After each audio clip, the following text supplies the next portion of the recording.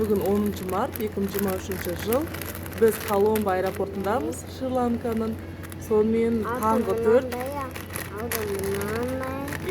Сонымен деген біз деген паспорт контрольді қалай өттік. Ең бірінші келдік та өзіміздің e-visa application approved деген қағазымызды көрсеттік. Оны мен осыдан примерно 20 күн бұрын жасап қойғанмын. Оны бәрі распечатка жасап, сонымен берсек, ода N әрпі жоқ дейді. Бірақ мен айтып жатырмын, мен бірнеше сайттан көргем, N әріпсіз жазады деп. Бізде паспорт, білесіздер ғой, паспорт номерді кейбір жерде N мен жазады, кейбір жерде N-сіз жазылады. Соны айтады да. Сонымен деген базадан шықпай тұр дейді. Сонымен біраз уақыт дейін, примерно бір жарты сағат 40 минутта сонымен шешілді.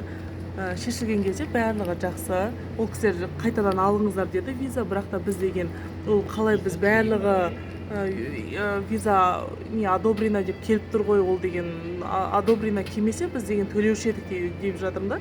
Потому что біз уже 20 күн бұрын $104 төлеп қойғанбыз сол ета үшін.